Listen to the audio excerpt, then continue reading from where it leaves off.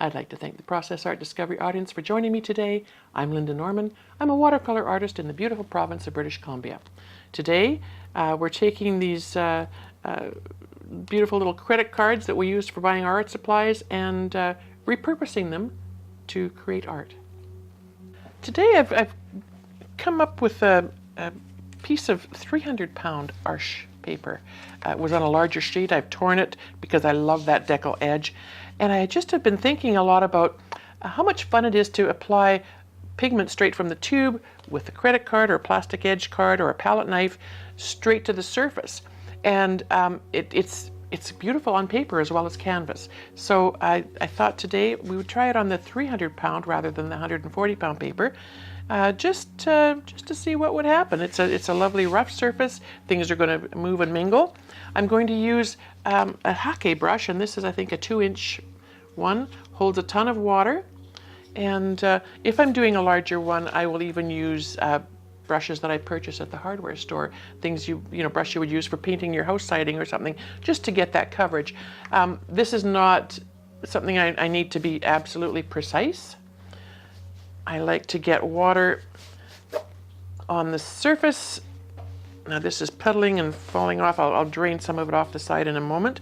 I want enough water on the surface for the paints to move around, but I'm going to leave a bit of a few little dry areas, because when I'm spreading the pigment on with the plastic card, the edge of it, where there's no water, the pigment will sort of scuffle across the surface of the paper, because I'm not going to press too hard, and it will give a beautiful, beautiful texture.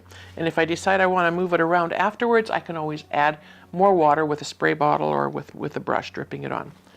So often I will even just do a little bit of that, just to get that randomness. The amount of water, I like it, is important, I think, to have it varied a little bit, so you get that that motion happening in different areas and different places. So today I'm going to use Payne's Gray. I'm really into the limited palettes these days, so I want to use a Payne's Gray, and I should have, maybe I won't. I have to get another tube. Nope, this one's not going to come out. Fine. Let's use Sodalite Genuine. I know this is going to be beautiful. And I put a little bit on my palette to the side. It doesn't matter what you use. I like to use photo paper because I have a ton of it left over from when I was teaching alcohol ink. And I used to use the back of it for the paintings. I use the back of it to put my paint on from the tube. I wouldn't put it on the front part, the shiny part, because there's an emulsion on there and it will wet and become sticky and add to your paint. And maybe there's a use for that. I'll have to try that out one day. But for now, I don't think I want to do that. And I'm going to use some burnt sienna. The color combination between the rich, dark grays, blues, that kind of thing is absolutely exquisite. They play well together. I've used burnt sienna with Mayan dark blue, but today we're going to try it with the Sodalite. Now, if I was working this on, and I can feel, because this is 300-pound paper, it's soaking up that water. It's loving it. If I'm working on a bigger surface, I would take my plastic edge and use this side to pick up my paint. But because this is a bit smaller, I'm going to use the shorter side. Now, I know from experience that burnt sienna is a brighter color, and it's something I probably want to keep. If this is the landscape, I want to keep it maybe out of my sky a little bit. If I decide that it's playing nicely with the Sodalite and I want to add a bit of a reflection of a sunset, sunrise, or something in the sky, I can always add a tiny bit more there. So the water has had a chance to soak in a little bit.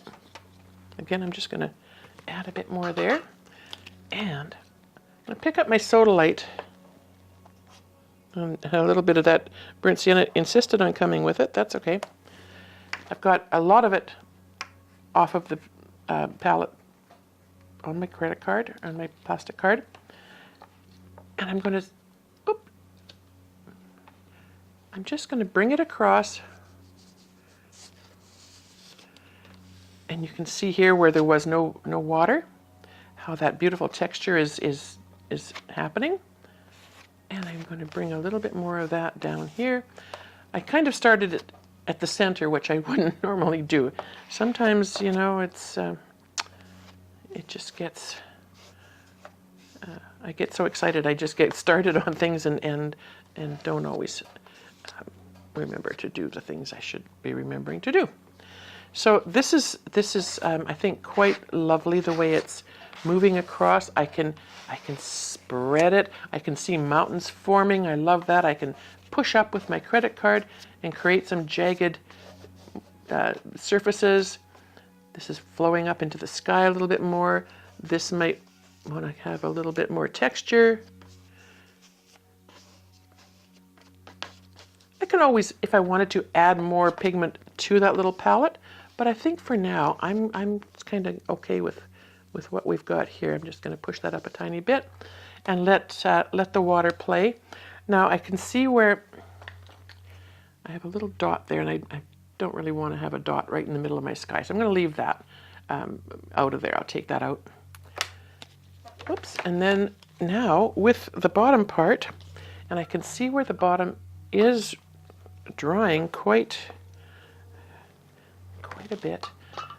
You know, it's kind of like, you know, keeping your head on a swivel. You've got to keep your eyes open, see where your paint is moving, see where the water is drying, make sure things are happening. Now this part is what I absolutely love, this, where the paint is not touching any water, so it's got that sort of granular organic look. I'm going to pick up a little bit of the burnt sienna, and we'll just bring that down. Pick up a little more on this side, and perhaps just a little, whoops, just a little more. Don't really want a line there. You want to be careful when you're touching your credit card to your paper. Here I was a little hard-handed, heavy-handed, and I've left a line there, and I'm not thrilled about that. So I'm going to take a little bit more pigment and just bring that down. So having said all of that, I do think I want to put a little bit more of the soda light in. So I'm just going to add a little bit more to my makeshift palette. Pick that up, and my page is fairly wet here, so I can sort of blend a little bit of the blue through, tying that burnt sienna together with some of the others. I love that there's a darker color at the bottom here. I can add a bit more up here, I think, now. Now that it's softening out, I like it to, you know, to be a bit more on the dark side.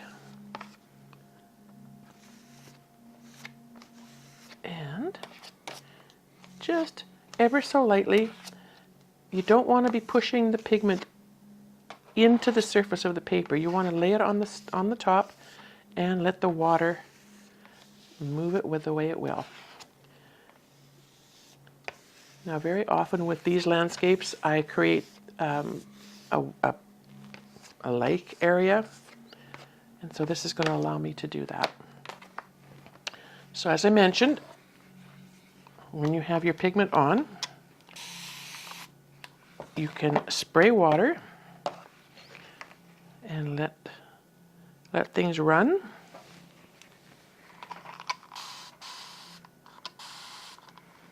Oops, if you have too much pigment on, by all means, get some water on it, let it run off the side.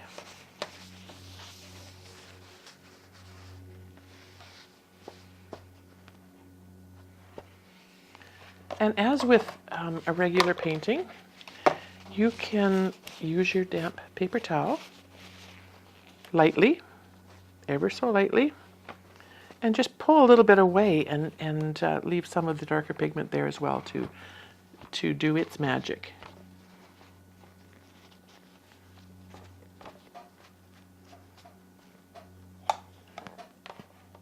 Now I let some of that run off by tipping the page, and I'm going to do just a little bit more of that. I just think that burnt sienna, as I say, for me is a bit strong, and I don't want quite as much there. So I'm just going to let that run off naturally, and I'm happy with that. I like that it's not quite as strong there. But this side is, I don't mind that it's got a little bit of that strength happening there. Now, if I was to spray and just leave it, because the paper is buckling, but rather than tip it and let it run, I'm just letting the water and the spray move it around sort of naturally, the way it wants to move.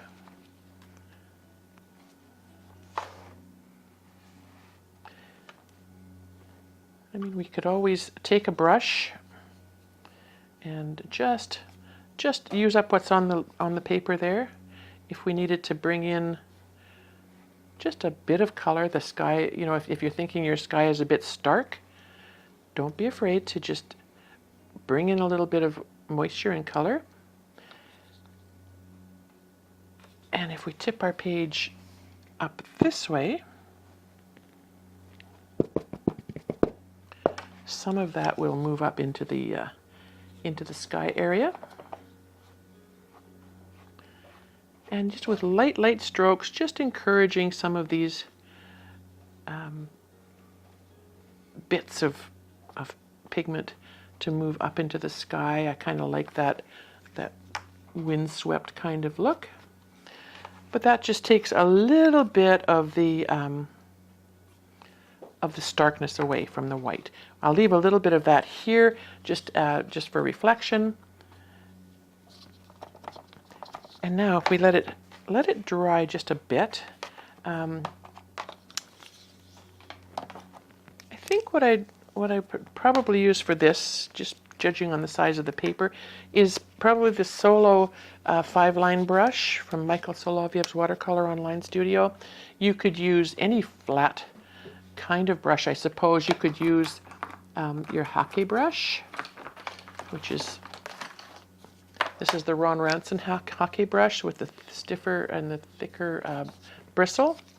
Any brush that's basically dry and soft, and you can encourage a little bit of these areas just to soften them a tiny bit. Now I'm going to wet that to clean it off, and I'm going to pull some of that out rather than let it run. And then this side I'm going to smooth a little bit just to keep that kind of texture, because you're changing the texture when you're touching with your brush, right? The brush smooths everything, and so if we keep the smoothness randomly throughout the painting, I think we're probably okay. Now I love that this is sort of looks like a little hillside coming down. I think this eventually will be possibly the shoreline of a little lake. And I'm just barely touching the surface with my Hake brush, just to encourage some of that color to come through, just to get a bit of a flow and a bit of a sense of direction in the painting. Some of these colors are pretty intense, and I don't mind tapping out just a little bit. Tapping out some of the pigment gives you, I don't know, just a different level of shadow and depth. And then the paper is still rather damp, but I think what I'm going to do is give you an example.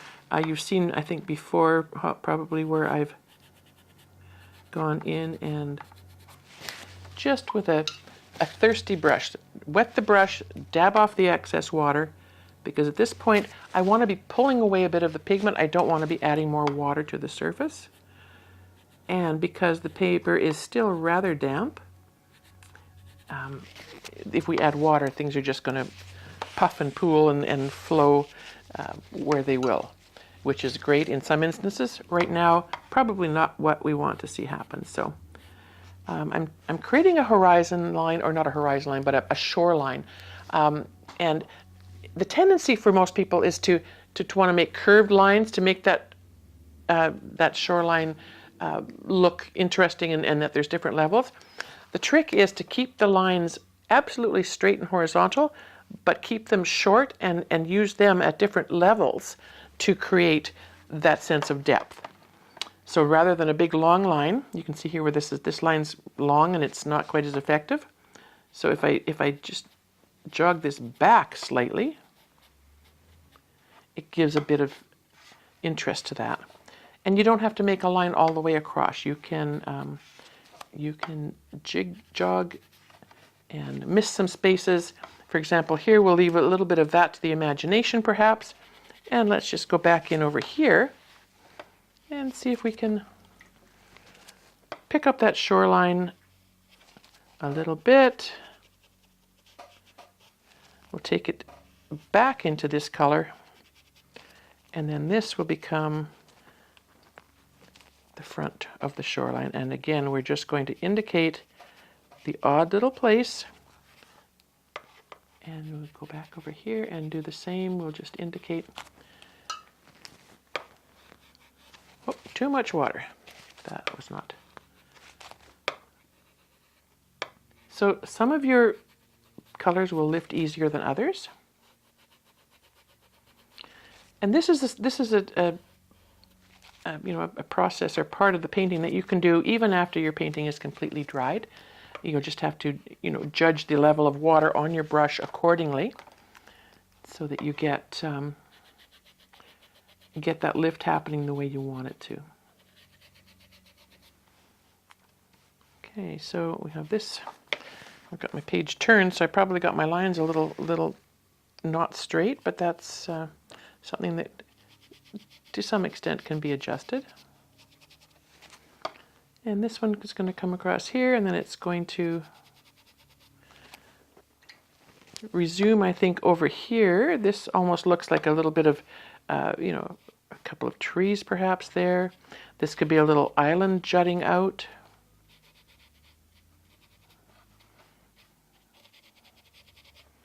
But this is the part that, really can define a painting for you.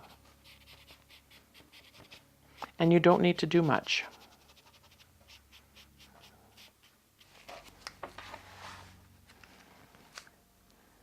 Okay. So it works quite nicely on paper.